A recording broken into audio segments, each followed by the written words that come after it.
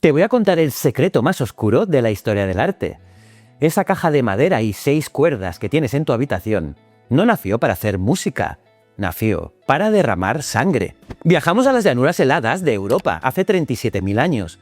Un cazador acecha en la penumbra. En sus manos sostiene un arma tecnológica revolucionaria, diseñada con un único propósito: silenciar corazones. Tensa la cuerda al límite, acumula energía letal. Y ocurre el error más hermoso de nuestra evolución. El dedo resbala, la flecha no vuela. En su lugar, el aire vibra. Un tuán sordo resuena en la oscuridad de la cueva. Pero ¿a qué viene el dato que te va a romper los esquemas?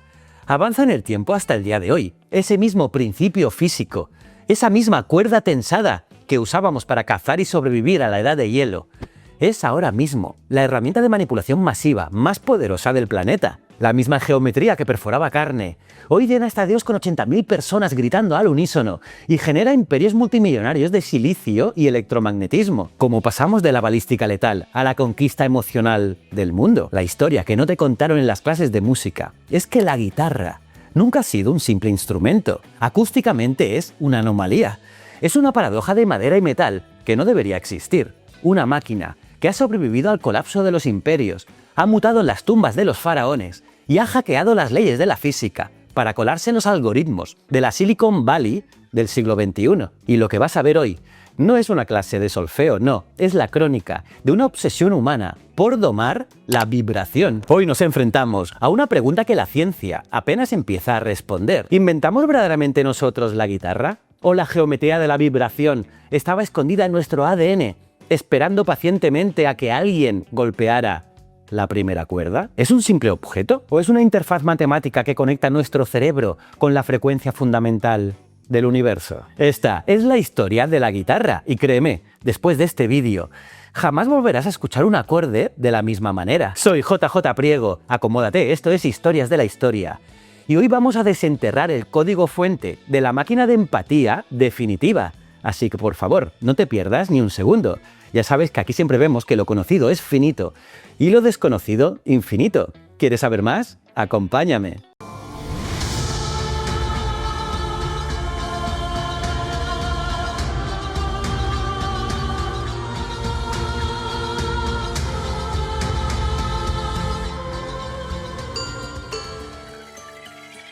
Para entender por qué este objeto domina el mundo y cómo la música tiene el poder físico de acelerar tu pulso, primero tienes que viajar al momento exacto en que dejamos de usar la tensión para rasgar la carne y empezamos a usarla para capturar el alma. Y la respuesta no está en un conservatorio de Viena, no, sino en el hielo implacable del Paleolítico. Hoy vamos a buscar el eslabón perdido entre la ingeniería militar y la armonía. Año 35.000 a.C., Europa es un congelador implacable. Aquí la humanidad sobrevive gracias al dominio absoluto de la energía cinética. El arco de caza es una obra maestra de la ingeniería primitiva. Acumula energía elástica en la madera y la libera violentamente a través de una cuerda tensada. Y todo esto te lo explico mejor en mi vídeo sobre la historia de las armas, que debes ver sí o sí. Y es que el arco, como te digo, acumula energía, pero la física nos dice que la energía no desaparece.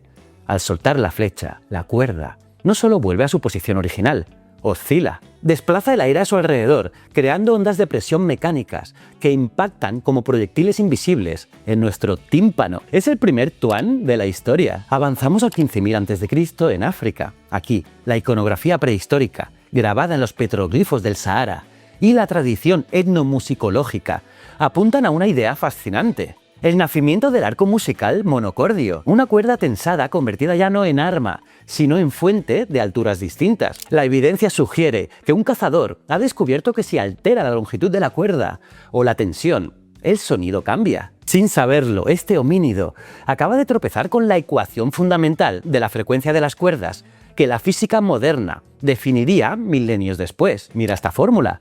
La frecuencia es igual a 1 partido por 2 veces la longitud por la raíz cuadrada de la tensión sobre la masa lineal. Es decir, aquí la frecuencia depende de la longitud, la tensión y la masa lineal de la cuerda. Es física pura. Menos longitud, sonido más agudo. Más tensión, sonido más agudo. El arco ya no dispara flechas, dispara frecuencias. Y aquí la ciencia nos obliga a detenernos y hacer una pregunta incómoda. ¿Realmente fue un error? o aquel cazador rodeado de hielo y muerte ya buscaba instintivamente una forma de consuelo que la carne no podía darle. Sea como sea, el héroe de nuestra historia, la vibración, acaba de nacer, pero tiene un problema. Es un susurro, suena muy flojito. Necesita un cuerpo para gritar. Y para ello nos vamos al 4000 a.C. y viajamos a Mesopotamia, en las tumbas reales de Ur, bajo capas de tierra y muerte. La arqueología rescata algo majestuoso. Las liras sumerias, adornadas con cabezas de toro, en oro y lapislázuli. Aquí, la ciencia acústica da un salto cuántico. El ser humano ha inventado la caja armónica cerrada. Al anclar las cuerdas a una cavidad hueca de madera, la vibración de la cuerda excita las moléculas de aire en el interior.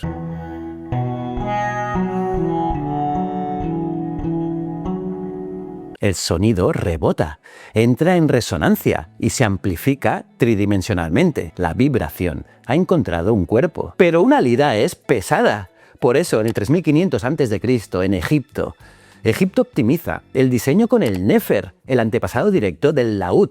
Y aquí entra la biología. Para que estas cuerdas soporten la enorme tensión sin romperse, los egipcios no usan enredaderas y usan tripa animal trenzada, el colágeno, sí, un polímero natural de cadenas largas, que ofrece una resistencia a la tracción que es asombrosa y una elasticidad que permite devolver un timbre cálido y sostenido. Y finalmente, hacia el 3000 a.C., en el cercano Oriente, aparece el elemento definitivo: el mástil largo. Con él, una sola cuerda puede producir decenas de notas. Es matemática pitagórica 1000 años antes de Pitágoras.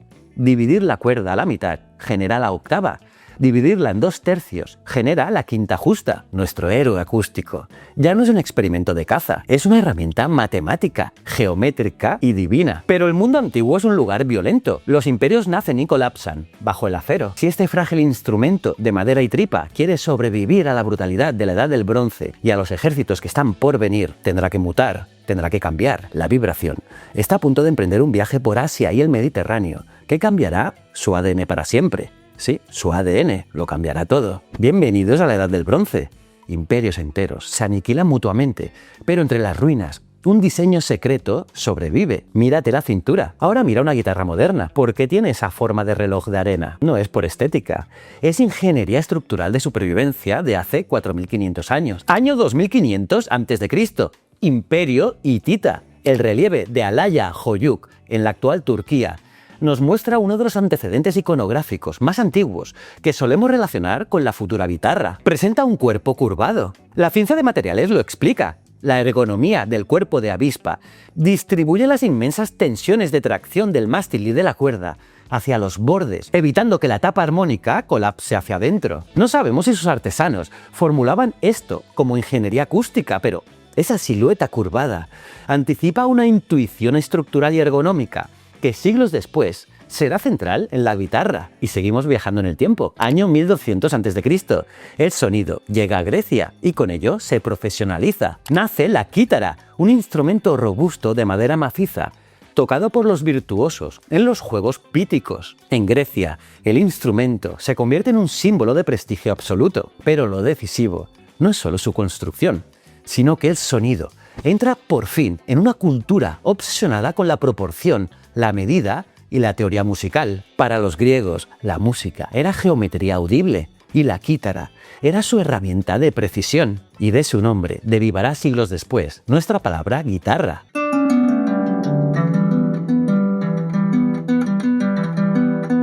Pero mientras Occidente busca el volumen, Oriente busca el cosmos. En el 800 a.C., en la India védica, el Vina es el rey supremo. Los textos sagrados de los Vedas no hablan del sonido como física, sino como Nada Brahman, el universo entero, originado por una vibración cósmica. Aquí el sonido gana alma, no por volumen, sino por inflexión, deslizamientos, microtonos y una sensibilidad melódica que trata la nota no como un punto fijo, sino como un territorio. Es la ciencia de lo invisible, donde el músico manipula la tensión para imitar el llanto humano y también la respiración del universo. Como te digo, el sonido gana alma.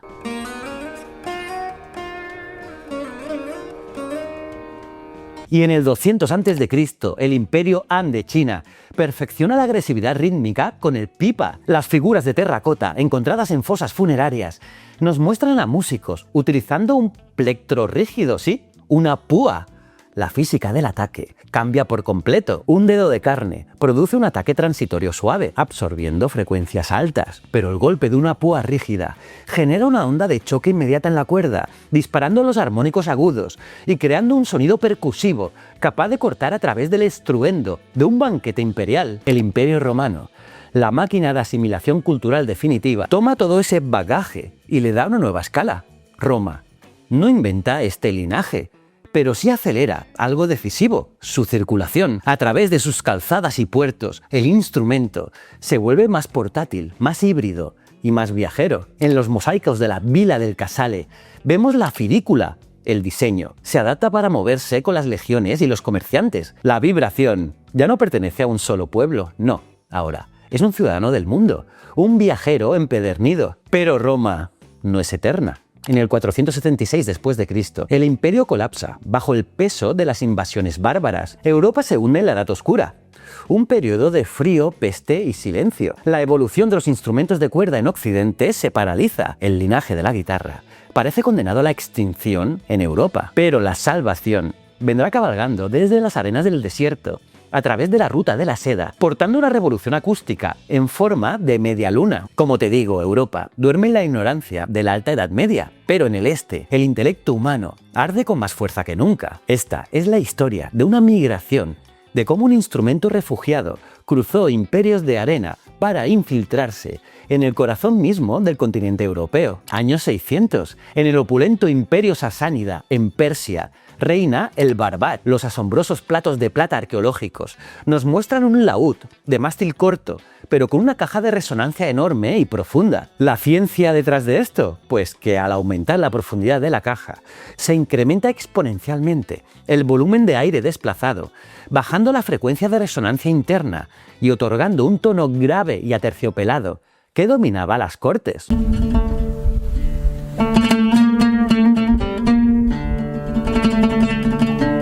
Y en el año 711, el choque de mundos ocurre. Los ejércitos omeyas cruzan hacia la península ibérica creando Al-Ándalus. Y con ellos no solo traen álgebra y medicina, que sí también, pero también traen el alud, el ud, el padre de la madera. Y aquí la evidencia material es innegable. El asombroso bote de Zamora, un cofre califal de marfil del siglo X, muestra a músicos andalusíes tocando este instrumento. Físicamente, el ud es un milagro, porque carece de trastes para permitir el glissando, y su fondo abombado está construido con finas costillas de madera ensambladas como el casco de un barco, permitiendo una propagación de ondas internas, sin ángulos muertos, que cancelen el sonido.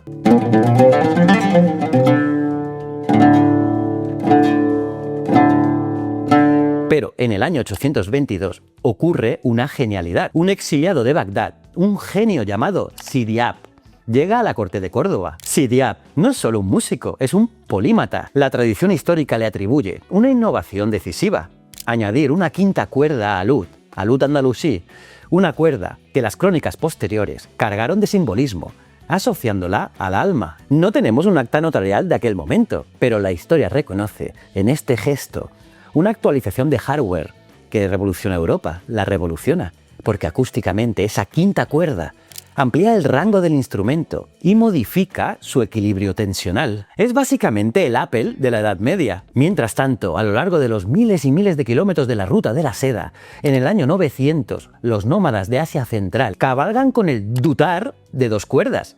Sí, el dutar. Su secreto no es la madera, es la cuerda, ya que usan seda trenzada, aprovechando la física de la torsión para crear cuerdas con una flexibilidad térmica superior a la tripa en climas extremos.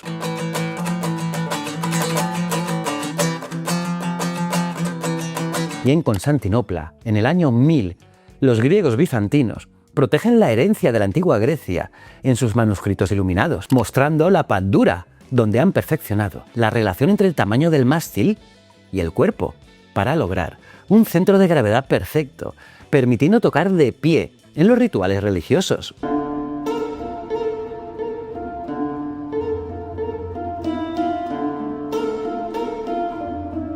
El conocimiento islámico y bizantino ha salvado la vibración, pero el ud tiene un fondo redondo. Es frágil, es resbaladizo.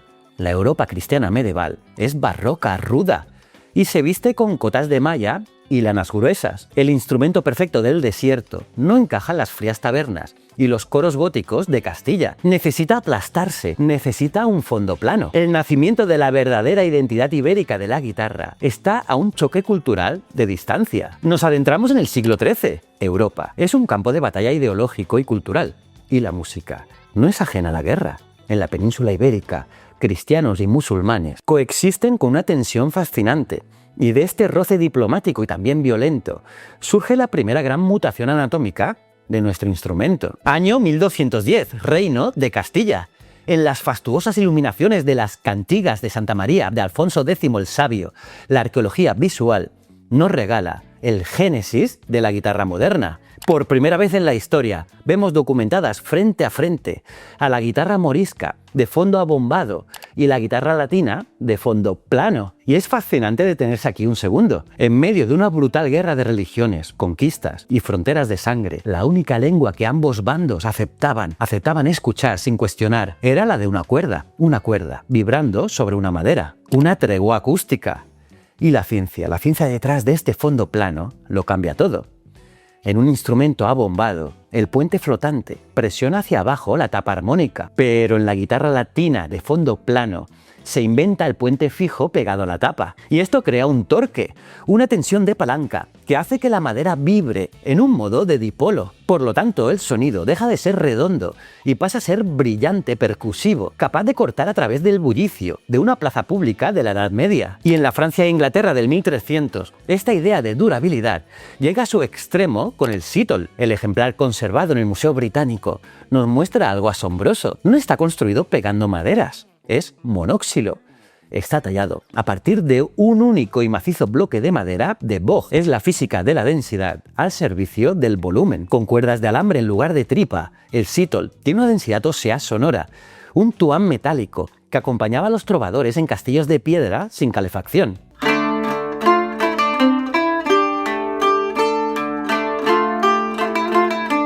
Pero hacer ruido no es suficiente. Para que la música evolucione, necesita un lenguaje de programación escrito. En 1350, en la Italia del Renacimiento temprano, la guitarra experimenta un avance de software, que es el desarrollo temprano de la tablatura. Ya no se transmiten las canciones solo de oído, se usa una notación matemática del ritmo y la posición de los dedos en el mástil. El sonido se ha digitalizado en el papel. Y ahora, cualquier persona puede reproducir la misma canción. Pero no olvidemos que la evolución es un árbol de muchas ramas. En 1400, en el Imperio de Mali, en África Occidental, la casta de los griots, los guardianes de la memoria oral, perfeccionaron el ngoni. Allí, en lugar de tapas de madera, utilizan calabazas huecas y una membrana de piel animal muy tensa. Y esa membrana actúa como un resonador de altísima eficiencia para frecuencias medias, que es un principio físico que siglos después cruzaría el Atlántico en barcos de esclavos para dar nacimiento al banjo americano.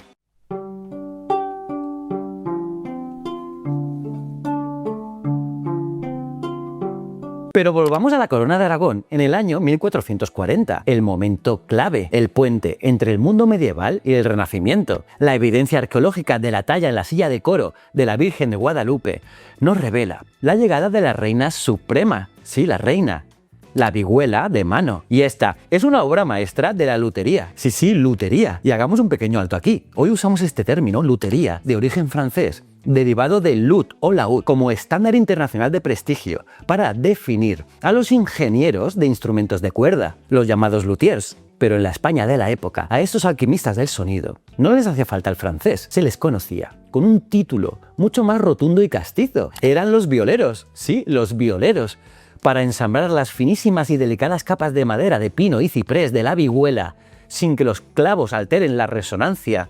Estos violeros dominan una química fundamental, que es la cola animal caliente. Esta proteína, al calentarse e hidratarse, se filtra en los poros de la madera y al secarse crea una junta rígida, ligera y acústicamente eficaz. Ambas piezas de madera vibran exactamente, como si fueran un solo bloque sólido. Es el pegamento que sostiene el inicio de la era moderna. Por cierto, tengo un vídeo sobre la historia del pegamento que tiene que ver sí o sí. Pues bien, la vihuela es el pináculo de la aristocracia europea. Suena como el cristal. Está diseñada para los palacios tranquilos de los reyes católicos y el emperador Carlos V. Y aquí conviene hacer una precisión científica e histórica crucial, porque hasta ahora hemos visto una evolución que parece una línea recta, pero estaríamos engañando a la biología. Todos estos instrumentos milenarios, son antepasados, primos y ramas del mismo árbol. Pero la guitarra, como identidad histórica reconocible y única, empieza a definirse de verdad aquí, en la España de los siglos XV y XVI. Es en este ecosistema ibérico donde la refinada vihuela y las primeras guitarras populares conviven, compiten y finalmente logran separarse definitivamente del viejo linaje del laúd. Aquí, la especie pura ha nacido. Pues bien, sabiendo esto, vamos a un año que todos conocéis. En 1492, un hombre llamado Cristóbal Colón acaba de abrir la puerta a lo desconocido. Y la vibración se enfrenta a su prueba de fuego biológica, la vihuela ibérica, un objeto delicado, ensamblado con cola animal y tensado con tripa de oveja. Es metida en las bodegas sudorosas de las naves coloniales, cruzando miles de kilómetros de océano, hacia selvas de humedad asfixiante. ¿Podrá la frágil lutería europea sobrevivir al Nuevo Mundo? Pues bien, la evidencia material nos cuenta una historia de fatiga extrema. En el trópico, las maderas europeas se hinchan por la expansión higroscópica y las juntas de cola animal se fatigan bajo el calor extremo, y la afinación se vuelve una pesadilla inestable. Los instrumentos europeos no desaparecen de golpe, pero se ven obligados a adaptarse para no quedar silenciados. Y de esa crisis nace otra mutación. A mediados del siglo XVI ya encontramos huellas claras de la adaptación del instrumento en el mundo americano. Artesanos europeos, criollos e indígenas empiezan a reinterpretarlo con materiales locales como el cedro rojo, que es un árbol con una resistencia natural a los hongos y también a la torsión climática. Y de esta manera el instrumento ha desarrollado un nuevo sistema inmunológico de madera, buscando así un equilibrio frente al clima. Mientras la anatomía muta en América, el software se actualiza en España. En 1536, Luis de Milán publica El Maestro, un hito fundamental que representa la primera evidencia impresa de música para vihuela. Y es ciencia pura, porque Milán no solo escribe canciones, codifica algoritmos de digitación y también de polifonía, enseñando a un solo cerebro humano a procesar 3 voces musicales distintas simultáneamente sobre 6 cuerdas. Y en la Italia de 1550, la acústica se topa con la matemática pitagórica aplicada en la guitarra de 4 órdenes. Las leyes de la entonación se vuelven físicas. Los trastes no son de metal, sino trozos de tripa animal que el músico debe atar y deslizar milimétricamente por el mástil para corregir la afinación según la temperatura y la humedad del aire. Y mientras Europa calcula trastes, en el Japón de finales del siglo XVI surge un caso fascinante de la evolución paralela, el shamisen, un laúd de 3 cuerdas sin trastes, donde la física es salvaje. Al utilizar una caja de resonancia cubierta con una membrana tensa de piel animal y golpearla con un pesado plectro, el instrumento funciona simultáneamente como cuerda y tambor. Y es que la piel convierte la energía mecánica del golpe en una onda de choque percusiva inigualable.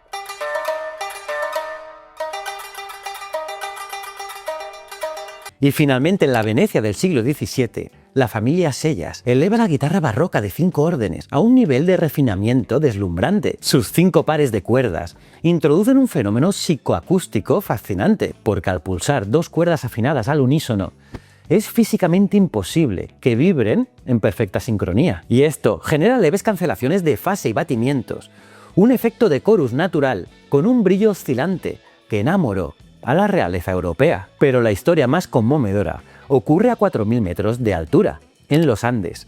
En 1590, los indígenas no tienen acceso a herramientas europeas complejas ni maderas nobles, así que toman lo que la naturaleza les da. La arqueología funeraria colonial ha rescatado caparazones de armadillo, el quirquincho, transformados en cajas de resonancia. Ha nacido el charango. La ciencia acústica de las cavidades naturales curvas demuestra que esta cámara de hueso queratinizado concentra las frecuencias agudas de manera asombrosa, permitiendo que el sonido del charango atraviese el viento aullador del altiplano. Un sonido espectacular, El instrumento es ahora un viajero global. Ha sobrevivido a selvas, a mares y montañas. Tiene 5 pares de cuerdas, pero la afinación sigue siendo una pesadilla.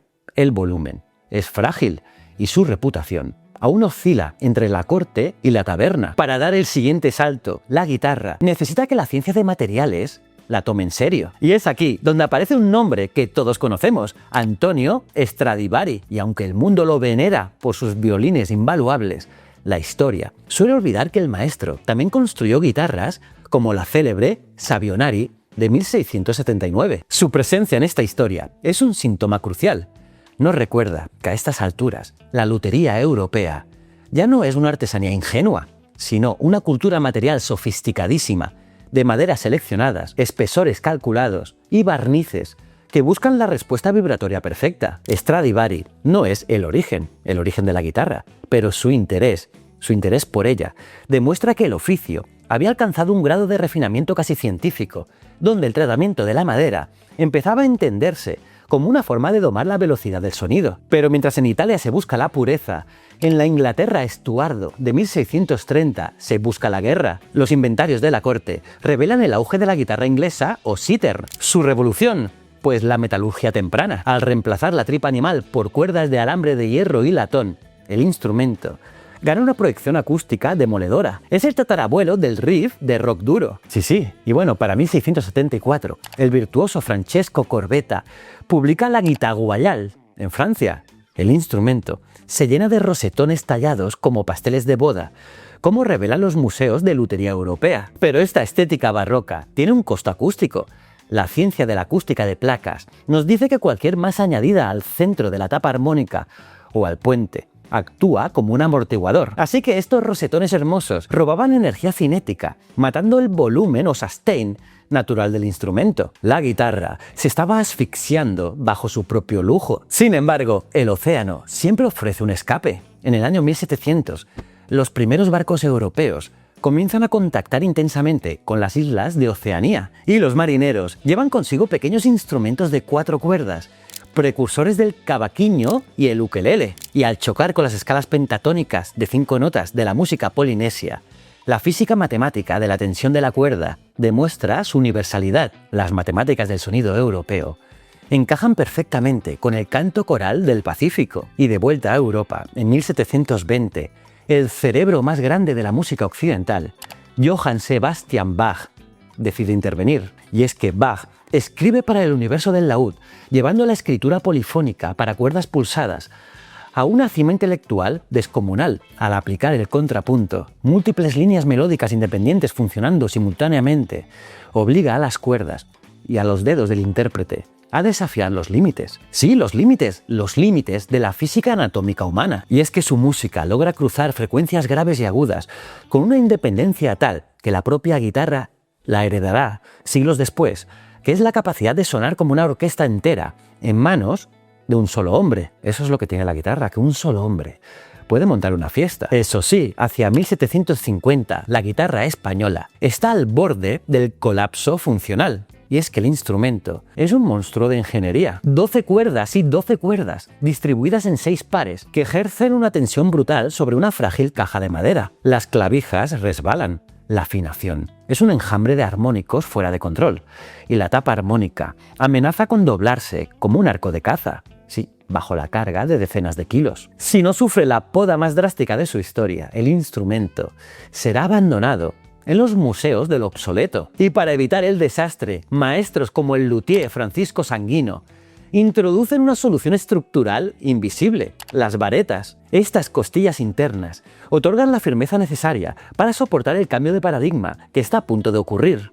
Porque a veces, la mayor innovación tecnológica no es añadir cosas, sino quitarlas. Bienvenidos a la era del canon, donde la física acústica y la desesperación de los músicos dieron luz a la geometría que hoy tienes en tu habitación. Entre finales del siglo XVIII y comienzos del XIX se ejecuta la gran poda. Talleres como el de la familia Vinaccia en Italia son testigos de este cambio radical. Y es que desaparecen progresivamente los coros dobles y triunfa la lógica de las 6 cuerdas simples. Al eliminar la fricción interna de los pares de cuerdas que chocaban fuera de fase, se logra una claridad tímbrica prístina. El instrumento por fin puede hablar sin balbucear, dejando atrás el ruido de los siglos anteriores y permitiendo que cada nota respire con una pureza técnica lista, ya para el virtuosismo más moderno, ya nacido, y hasta aquí.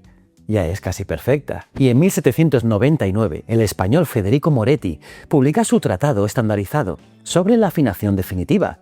Grábate estas notas: mi, la, re, sol, si, mi. E2, A2, D3, G3, B3, E4. Esto no es solo una elección musical, es un sistema operativo universal.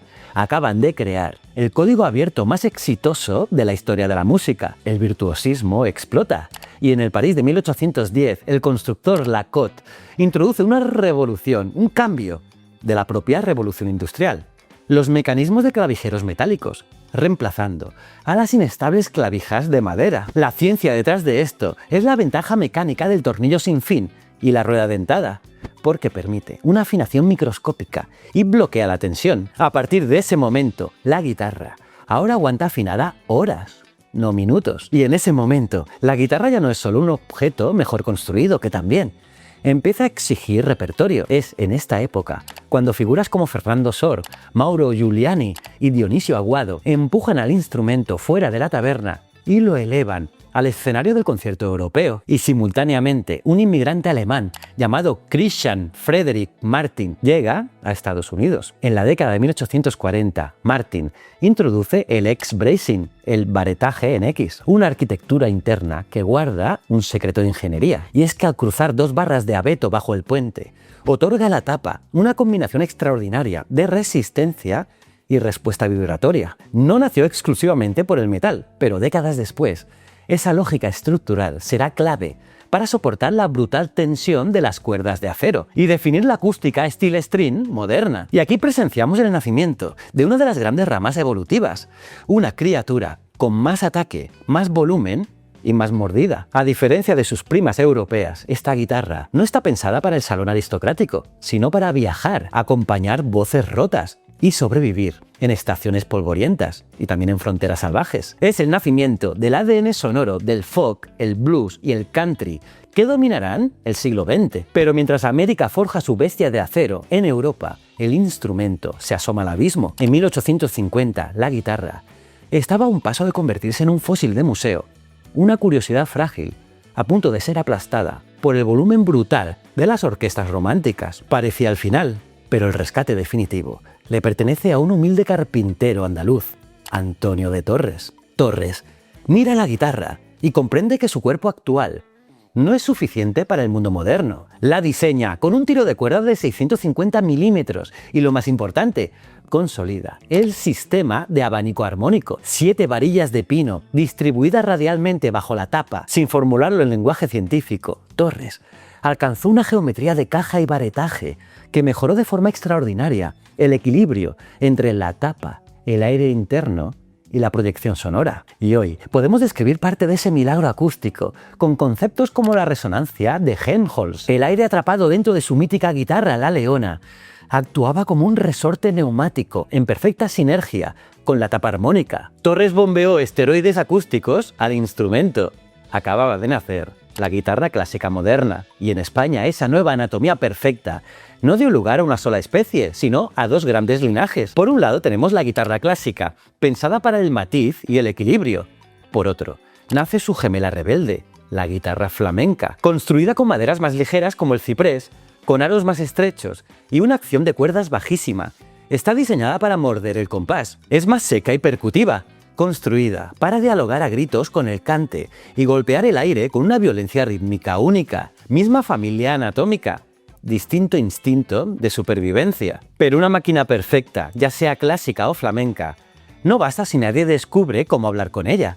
Y ahí es donde aparece Francisco Tárrega. Tárrega no inventa la guitarra moderna, inventa su voz, reordena la biomecánica de la mano derecha, porque fija una nueva sensibilidad de ataque, pulsando la cuerda de forma perpendicular, y convierte la guitarra en un instrumento capaz de sostener un discurso íntimo, refinado y absolutamente serio. Torres le dio el cuerpo perfecto. Tárrega le dio el idioma definitivo. Y con este nuevo idioma, la evolución artística se vuelve imparable. Después llegarán gigantes como Isaac Albéniz, Manuel de Falla, Heitor Villa-Lobos y tantos otros, demostrando que la guitarra ya no solo acompaña canciones, también puede sostener una arquitectura musical de primer nivel. Para la década de 1870, el canon de Torres y el lenguaje de Tárrega ha conquistado todo el planeta. En Rusia, adaptan el diseño a 7 cuerdas para obtener resonancias de graves extendidos. Y en Hawái, los vaqueros inventan el slack key, alterando la tensión de las cuerdas y usando armónicos artificiales, los nodos de vibración fraccionarios, para imitar el oleaje del Pacífico. La guitarra acústica es anatómicamente perfecta. Es un milagro de la física biológica y la madera de secado natural. La guitarra ha alcanzado su perfección física, pero el mundo de 1880 ha cambiado. La humanidad se ha vuelto ruidosa. La revolución industrial ha traído trenes de acero, fábricas a vapor y metrópolis atronadoras. El volumen ambiente de la humanidad ha silenciado a la madera. Nuestro héroe acústico se está ahogando frente a las orquestas, que han crecido hasta los 60 músicos, quedando relegado a un susurro inaudible. La guitarra ha chocado contra el muro inquebrantable de la física tradicional, la madera. No puede sonar más fuerte sin romperse. ¿Y cómo sobrevives cuando tu voz ya no importa? Pues mutando otra vez, de forma radical. El primer intento de supervivencia ocurre en el Brasil de 1890, con la evolución del choro. La evidencia arqueológica musical nos muestra la adición de una séptima cuerda grave. La ciencia detrás de esto es pura física de proyección acústica, porque al añadir una cuerda de baja frecuencia, un do bajo, la guitarra logra desplazar un volumen de aire mucho mayor, cortando a través del denso espectro sonoro de los ambientes urbanos latinoamericanos. Pero no es suficiente. En Estados Unidos, el luthier Orville Gibson decide que la guitarra ha estado mirando el plano equivocado. En 1900 introduce la tapa arqueada, el modelo Archtop L1.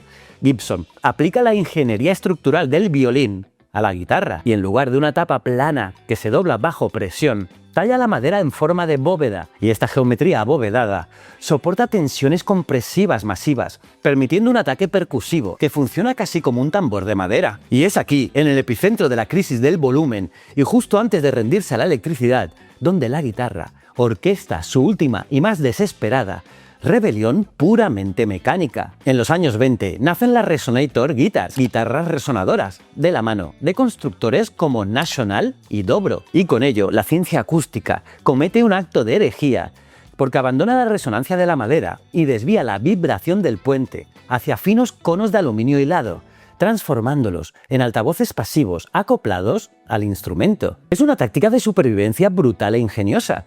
La física de los gramófonos inyectada directamente en la lutería. Si la caja de madera ya no basta para gritar, que cante el metal. El blues rural, la música hawaiana y el country acaban de ganar una nueva garganta, muy afilada, hostil y desgarradora. Y en el delta del Mississippi, la guitarra afroamericana muta definitivamente porque deja de ser un instrumento para convertirse en una segunda laringe, capaz de doblar, arrastrar y herir cada nota, imitando el lamento humano con una precisión escalofriante. Y es en esta encrucijada polvorienta donde la máquina encuentra su primer gran chamán, Robert Johnson. Con él, el blues funde madera, acero y superstición en un solo mito. La guitarra ya no solo suena en sus manos, parece sellar un pacto de sangre con fuerzas mucho más antiguas que la propia música. De esa herida fundacional nacerán los dos grandes linajes que dominarán el siglo XX. Por un lado, B.B. King recoge ese lamento y le enseña a la guitarra a llorar con electricidad, estirando cada nota y hasta convertir el dolor en una confesión de alta fidelidad. Por otro, Chuck Berry inyecta a esa misma herida una energía cinética salvaje con su riff. La guitarra aprende a caminar hacia adelante como una locomotora, dejando de acompañar el ritmo del mundo para empezar literalmente a empujarlo. Pero antes de cerrar la era previa a la electrificación total, la arqueología nos recuerda a la hermana acústica. Y aquí entra un nombre absolutamente decisivo en la historia del arte. András Masduras. En las primeras décadas del siglo XX, la cuerda de acero deja de ser una rareza y se convierte en uno de los grandes multiplicadores de volumen, ataque y brillo. Al utilizar acero con alto contenido de carbono, la resistencia a la tracción se dispara. Las cuerdas ya no se rompen bajo la fuerza de una púa de Carey, el volumen se multiplica, pero a costa de una tensión física que destrozaría los instrumentos antiguos. Y entonces, en los años 20, la ciencia cruza el Rubicón, porque empiezan a aparecer los primeros experimentos serios de captación eléctrica, intentos pioneros de mentes como la de Lloyd Loar, que buscaban domesticar el sonido. La frontera ya ha sido cruzada. La guitarra está aprendiendo a transformarse en señal. Lo que estamos presenciando es el inicio de la transducción, es decir, el proceso de convertir un tipo de energía, la vibración mecánica, en otro, una señal eléctrica. Todavía no han cambiado el mundo, pero han plantado la semilla que acabará con el reinado exclusivo de la acústica pura. Y no es casualidad que esta mutación no nazca de la vieja caja de resonancia europea, sino del universo hawaiano, del slide y del lap steel. Allí, la guerra contra el ruido y la búsqueda de un sustain infinito ya habían empujado el instrumento hacia otra dimensión física: menos aire, más masa, más metal y más señal. La guitarra está dejando de ser un mueble de madera para convertirse en un circuito. Y llega el año 1931, el momento cero de la era moderna. Jory Beecham y Adolf Rickenbacker funden aluminio y construyen la mítica frying pan, la sartén. Y no es una guitarra para abrazar contra el pecho, es una pesada losa de metal diseñada para tocarse sobre las rodillas, pero acaba de convertirse en el primer instrumento eléctrico de cuerpo sólido comercialmente exitoso de la historia.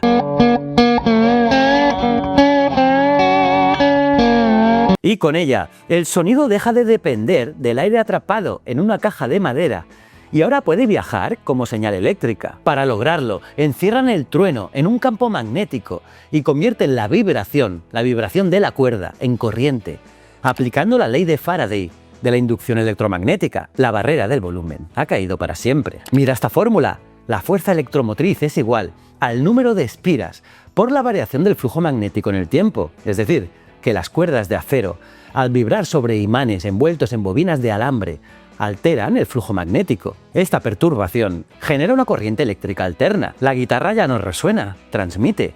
El imán se ha comido a la madera. Mientras América se electrifica, Europa resiste con acústica extrema. En la Francia de 1932, Selmer y Mario Macaferri construyen las guitarras de boca grande, las D-Hole. La ingeniería detrás de ellas es pura supervivencia. Utilizan un resonador interno que crea una compresión acústica direccional. El sonido sale disparado como por un cañón, logrando un volumen extremo, capaz de competir contra los saxofones de la era del swing. Y es en las manos del genio gitano Django Reinhardt donde esta máquina acústica extrema encuentra su verdadero propósito.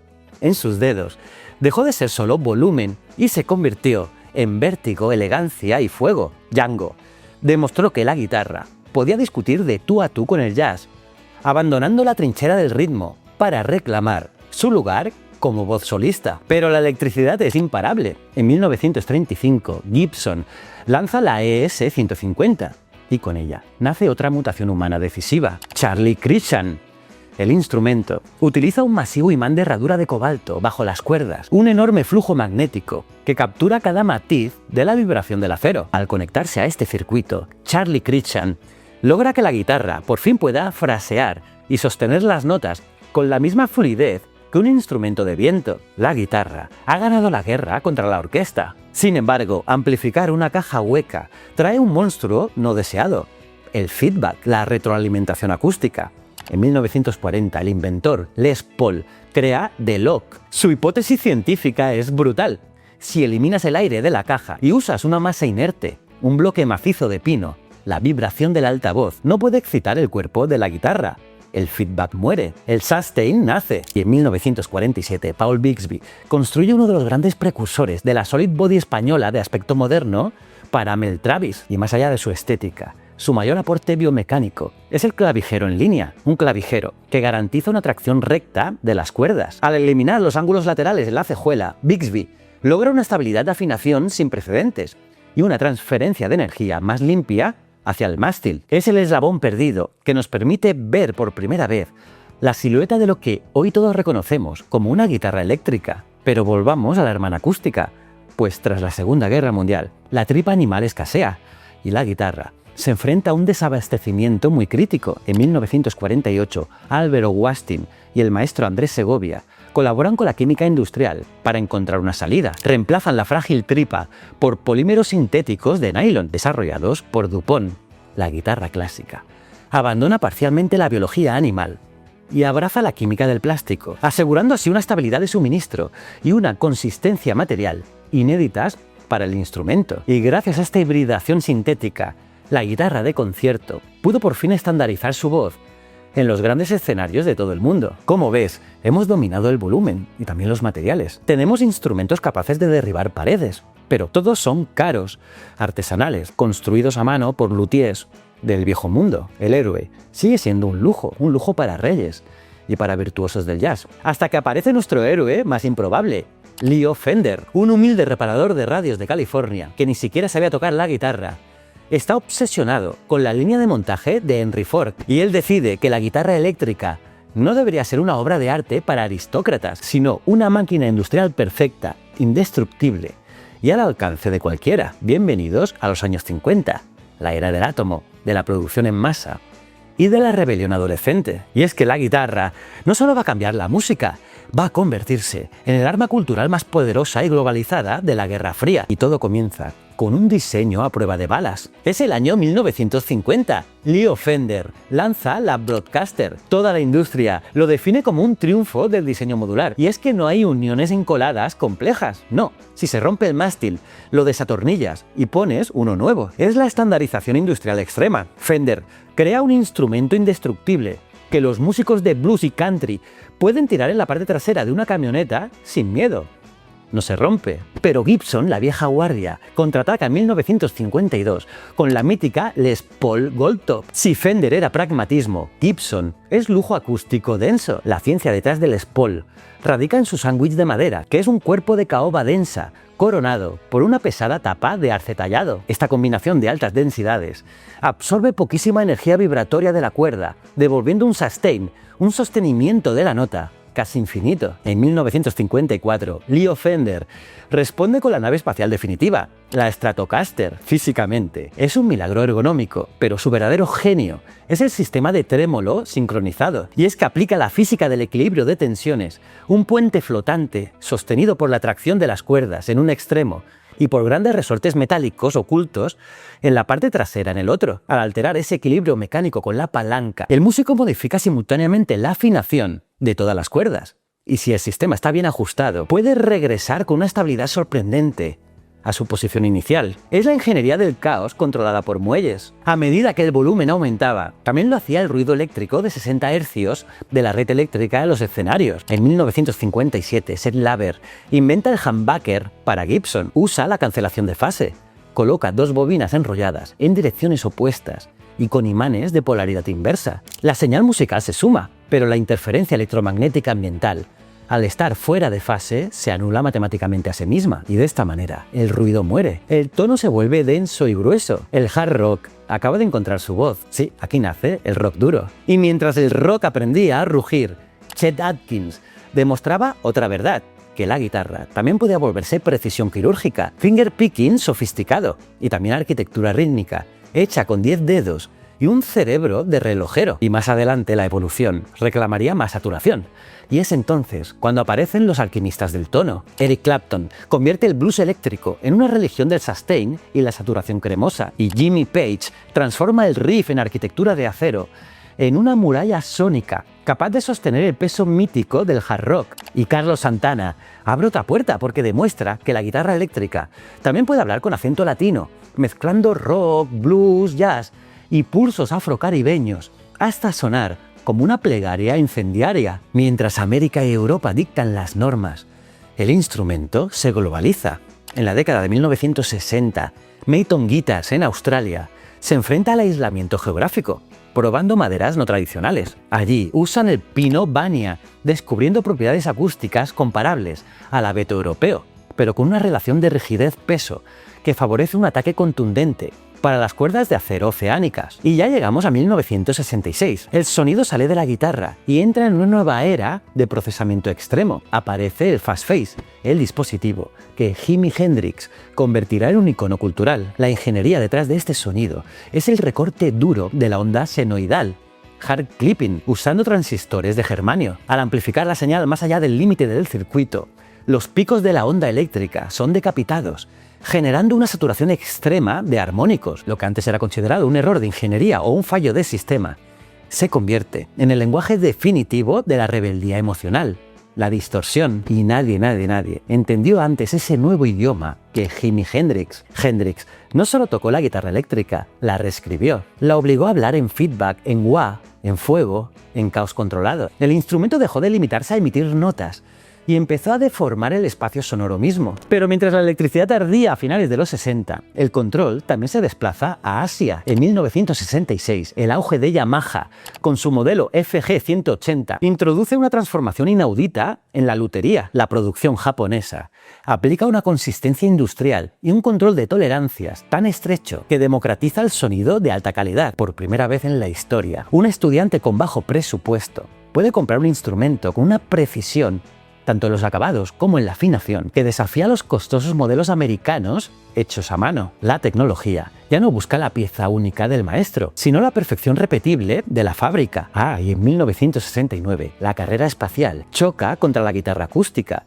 El ingeniero aeronáutico Charles Kaman funda Ovation Guitars, desechando la espalda plana de madera para aplicar materiales aeroespaciales, como el compuesto de fibra de vidrio Lyracord. Kaman introduce un diseño posterior de geometría semiparabólica que busca redirigir la energía vibratoria con una eficiencia muy alta y una respuesta más uniforme. Es literalmente un satélite acústico diseñado para proyectar el sonido con la misma precisión con la que se diseña el fuselaje de un avión. El instrumento ha dejado de ser un objeto de ebanistería para convertirse en una pieza de ingeniería de fluidos y ondas. Y mientras la acústica conquistaba la precisión industrial y aeroespacial, los exploradores de la electricidad continuaban su viaje. Después de Hendrix, llegarán otros cartógrafos de la electricidad. Jeff Beck, capaz de esculpir el timbre como si el amplificador fuera barro líquido. David Gilmour, que convierte el sustain en memoria, en vacío y en una emoción que parece flotar fuera del tiempo. Y Stevie Ray Vaughan, que resucita el blues con la violencia de un relámpago tejano. Pero la electricidad también tenía un lado oscuro y nació de la pura tragedia industrial. En Inglaterra, una máquina cortadora de chapa amputó las yemas de los dedos de Tony Iommi, el padre de Black Sabbath. Para poder sobrevivir al dolor, Iommi se fabricó unas prótesis caseras fundiendo plástico y bajó drásticamente la tensión de las cuerdas. Pues bien, esa mutación biomecánica forzosa alteró las leyes de su instrumento, generando una resonancia lúgubre, sí, una resonancia pesada y de baja frecuencia. Y un accidente laboral acababa de engendrar el heavy metal. Y entonces, año 1978, Eddie Van Halen ensambla su Franken Strat. Pero la verdadera revolución es el hardware que la mantiene unida, el puente Floyd Rose, un sistema mecánico de doble bloqueo que somete al acero a un estrés tensional extremo, estirando y destensando la cuerda al límite de su elasticidad, sin perder un centímetro de afinación. Eddie lleva la biomecánica del instrumento a un límite atlético, donde las manos ya no parecen tocar madera y acero, sino reprogramar sus leyes. El virtuosismo atlético, el shred, acaba de ser desbloqueado, pero la electricidad no tenía el monopolio del virtuosismo extremo, porque en esa misma década, la década de los 70, la guitarra española libraba su propia guerra biomecánica y encontró a su mutante definitivo, Paco de Lucía. En sus manos, el flamenco dejó de ser solo una tradición de compás y sangre para convertirse en velocidad supersónica, riesgo y armonía moderna. Paco forzó la anatomía de la mano derecha hasta el límite absoluto, obligando al mundo entero a escuchar la madera con el mismo asombro que a un amplificador al rojo vivo.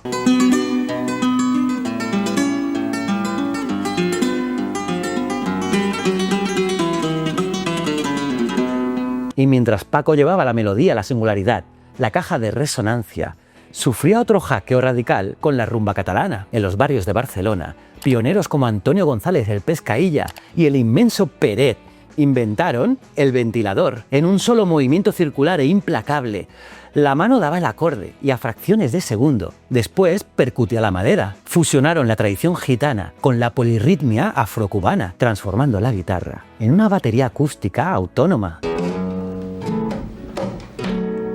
Esta maquinaria rítmica alcanzó su conquista planetaria en los años 80 con los Gypsy Kings, porque agarraron el motor percusivo de la rumba, lo multiplicaron por 6 guitarras tocando en una sincronía de colmena y demostraron una verdad demoledora.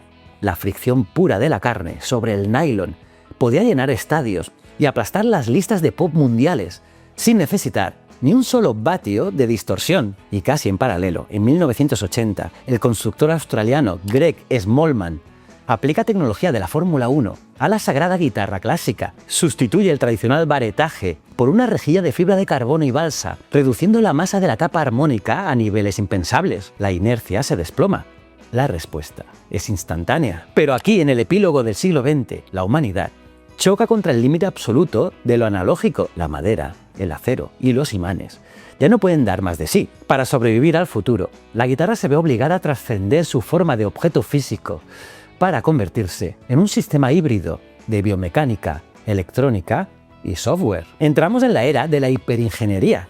En los años 80 y 90, el sonido se convierte en datos puros. Las pastillas activas limpian la señal de cualquier interferencia, mientras la tecnología MIDI cruza la frontera digital. La ejecución de la guitarra empieza a traducirse en datos de control digital. Ya no solo capturamos ondas, sino notas, eventos y gestos, capaces de disparar sintetizadores y orquestas virtuales. Y es en esta frontera donde la guitarra sufre su último gran hackeo analógico. Músicos como Tom Morello, de mi idolatrado grupo Rage Against the Machine, deciden tratar al instrumento como una mesa de mezclas, usando el interruptor de las pastillas como un kill switch y frotando las cuerdas con llaves Allen. Morello engaña los circuitos magnéticos para que la guitarra imite los scratches de un DJ de hip hop.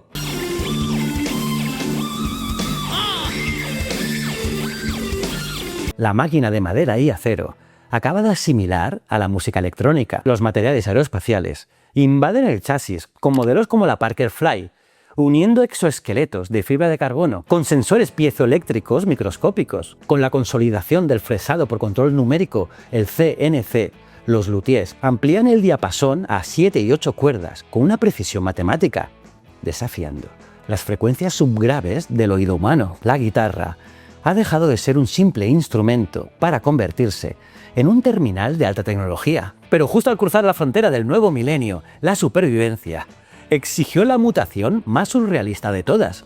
En 2005, el instrumento pierde sus cuerdas, pierde su madera y pierde sus imanes. Se convierte en un periférico de plástico con 5 botones de colores. Nace el fenómeno global del videojuego Guitar Hero. Lo que los puristas vieron como un juguete de plástico fue, en realidad, el mayor caballo de Troya cultural de la historia reciente. Al gamificar la música, esta interfaz inyectó la mitología del virtuosismo directamente en el sistema de dopamina de toda una generación que ya no compraba discos. La guitarra demostró una verdad aterradora. Su arquetipo, su actitud y su postura eran tan invencibles que ni siquiera necesitaba ser un instrumento real para seguir dominando el planeta. Y una vez asegurada la supervivencia cultural de la especie, la geometría física del instrumento real se rindió por fin a nuestra biología. En Suecia, los mástiles asimétricos en Djurneck de Strandberg buscan una postura más natural de la mano, a la guitarra.